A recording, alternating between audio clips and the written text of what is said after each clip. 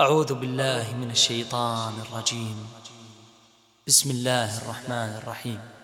فمنهم من آمن به ومنهم من صد عنه وكفى بجهنم سعيرا.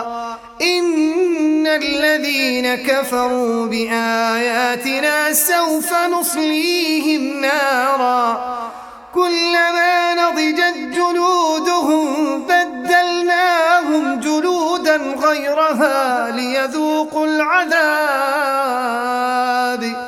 إن الله كان عزيزا حكيما. إن الذين كفروا بآياتنا سوف نصليهم نارا كلما نضجت جلودهم بدلناهم جلودا غيرها ليذوقوا العذاب.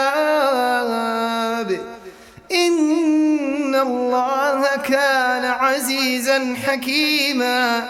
والذين آمنوا وعملوا الصالحات سندخلهم